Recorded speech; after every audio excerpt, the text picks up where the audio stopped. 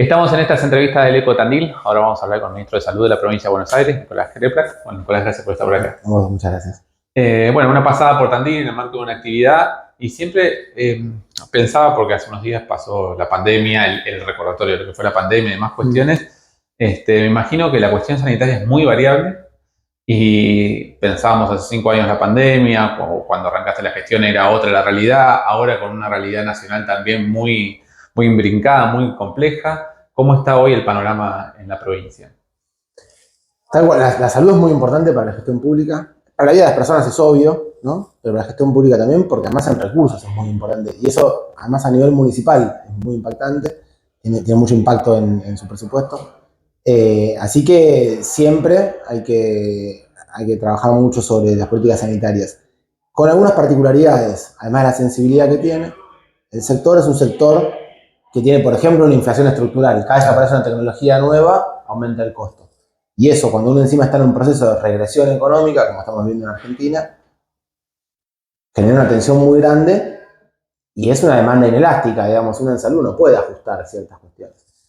Y las decisiones del gobierno nacional impactan fuertemente porque, por ejemplo, en acceso a los medicamentos, en lo que pasa con los jubilados, en la caída de los programas nacionales que proveían anticonceptivos o medicamentos para el VIH, oncológicos.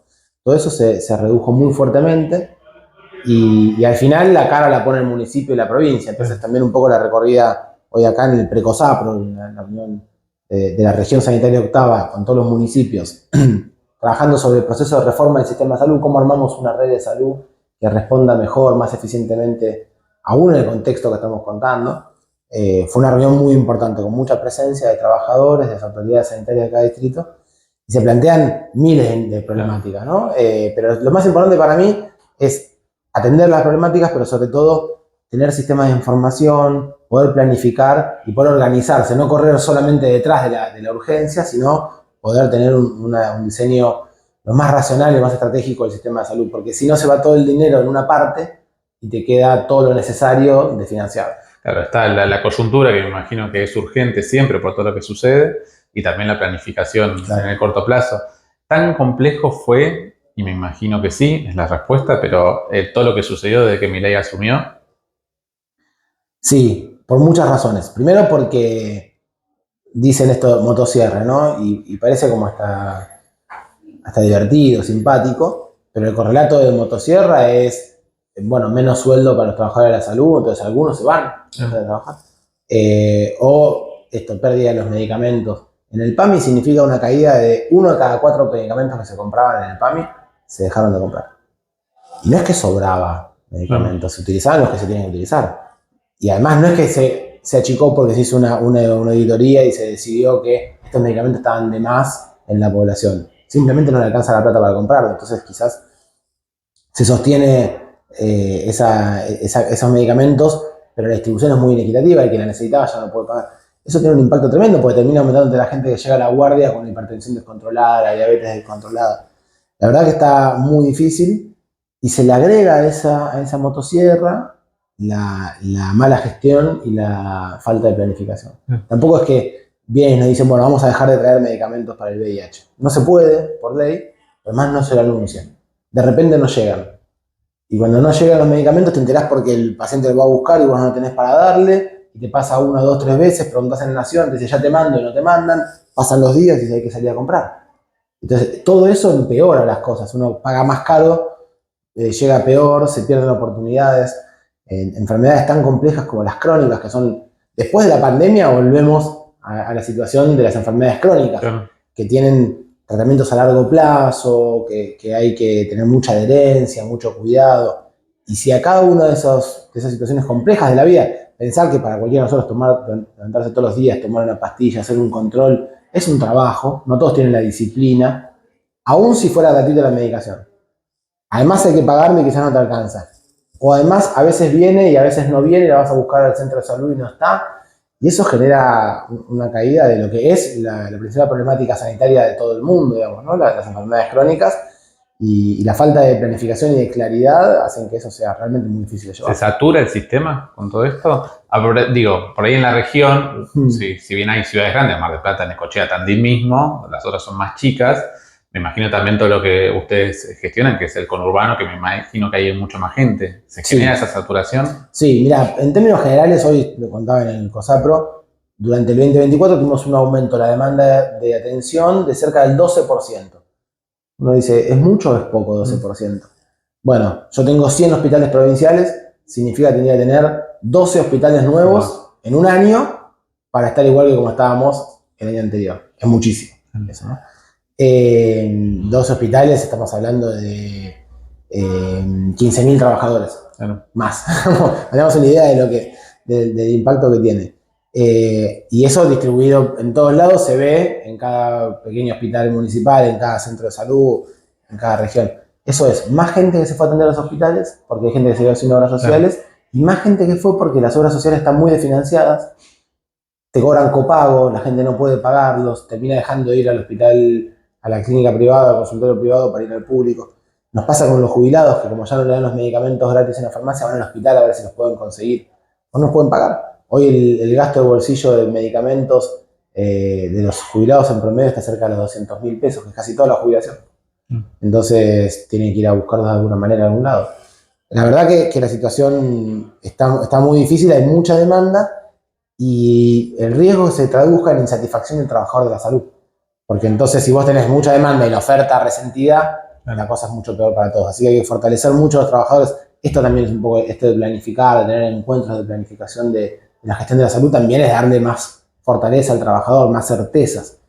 Saber qué está haciendo para que le permita, aunque sea estar un poco más fuerte en lo simbólico, en el resultado de su trabajo, porque laburar por algo que no produce, lo que hacemos nosotros en salud, si no sentís que produce el resultado que está, bueno, entonces la caída de la energía, de la autoestima del trabajador, se le agrega al conflicto que tiene y realmente es muy difícil de llevar. Y me imagino también con una filosofía bastante compleja, en el sentido de que este nuevo gobierno también habilitó muchísimas discusiones que antes no se daban, sobre todo con la medicina y la salud como una cuestión privada, como una cuestión para lucrar, habilitando muchísimo más el incremento, como vos decías, de lo que son las prepagas. Ahí también se conjuga algo, porque el trabajador puede ser el trabajador raso, la enfermera, el médico que está en la guardia y demás cuestiones, y después están los efectores privados también. Digo, ahí también se conjuga un problema grande que todavía tampoco estaba tan planteado desde antes. Me parece que es un debate muy importante eso para darnos en la sociedad. Me parece que lo dejamos tácito. En la pandemia fue explícito, pero nos olvidamos tan rápido de lo que pasó en la pandemia.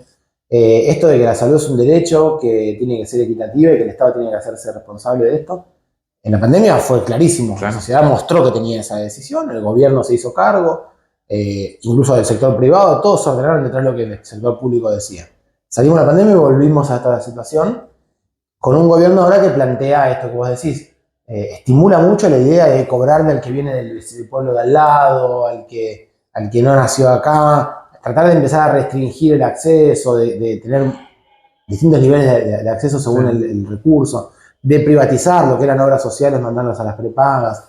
Y eso de las obras sociales, imagínate que si hay uno que gana mucho dinero y uno que gana poco, y en vez de compartir la obra social y ser solidarios, el que tiene mucho dinero se va a una prepaga y tiene poco queda financiando la obra social, se desfinancia, después no puede cumplir con su objetivo de la obra social. Y me parece que nos debemos una discusión, creo que en materia educativa y en materia sanitaria, una discusión social frontal. ¿La salud y la educación son derechos universales? ¿Tienen que ser equitativos? ¿O depende de cuánto dinero tengas y dónde naciste? Yo considero que tiene que ser universal y equitativo y que cada uno en función de lo que precise, no de lo que tenga. Creo que la mayoría de los argentinos pensamos eso. Para mí hay que convertirlo en ley. Hay que dejarlo escrito.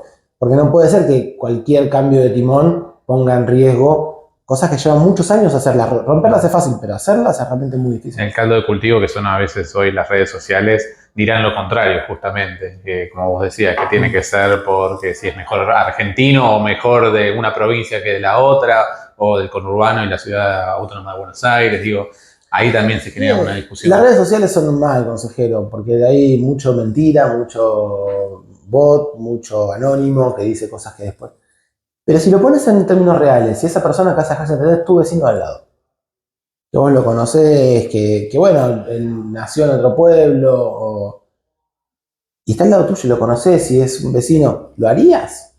Cuando lo pones en términos reales, no lo harías. Nosotros, además lo que trabajamos en salud, nuestro juramento hipocrático, los médicos, no dice atenderás en función de dónde nació. O sea, hay que atender en función de lo que tiene. Entonces, ¿cómo hacemos para no cumplir con nuestro juramento por el cual tenemos la licencia para trabajar?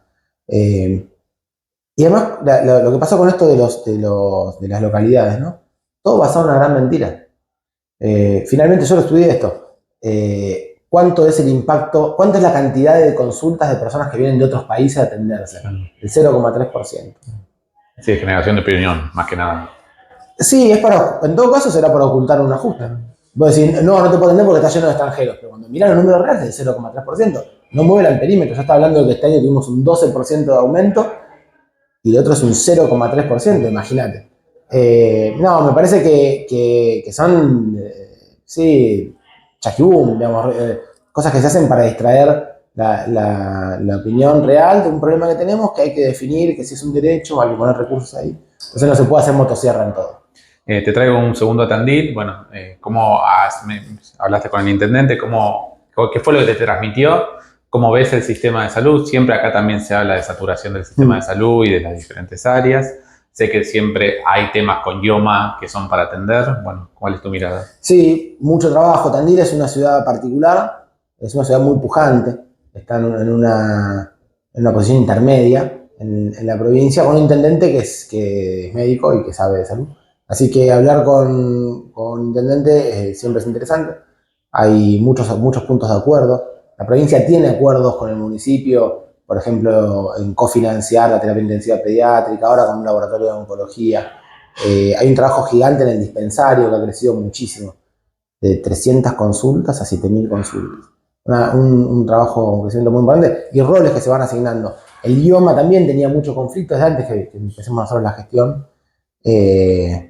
Y ahora creo que está mucho más organizado, mejor, aún en el contexto de empeoramiento de las condiciones generales de la seguridad social. Así que creo que el resultado positivo. Hoy siempre mucha preocupación del intendente por el devenir, por el aumento continuo del costo en salud, por a dónde va a ir el tema.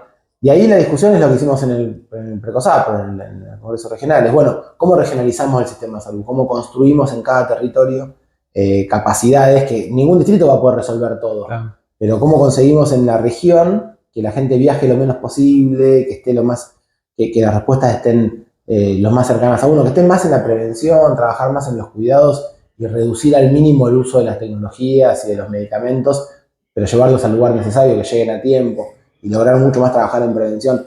Todo eso precisa de muchos acuerdos entre todos. De eso hablamos hoy en el Precosap, pero con todas las autoridades, y lo hablamos después con el intendente. Yo creo que están esos desafíos planteados en Tandil, y la propuesta es que laburemos en conjunto. Que si cada médico trabaja por sí solo, si cada consultorio trabaja por sí solo, si cada institución privada o pública se piensa puertas para adentro, siempre va a estar atajando penales y sin capacidad de resolver los problemas reales de la gente. La única forma de hacer eso es planificar, organizarse, tener un método que la provincia lo tiene y que estamos mejor con Tandil. Hoy se ve, por ejemplo, la eficacia de la red provincial, que está mucho mejor que antes. Hoy, como Mar del Plata le resuelve estudios, el IGA de Mar del Plata, estudios a Tandil, que hace un año o 2 años no era una opción. Hoy, con inversión, con un resonador nuevo, con equipamiento en Mar del Plata y con sobre todo acuerdos de trabajo conjuntos, viene mejorando. Pero como vos decís, salud siempre es una búsqueda, siempre está incompleto.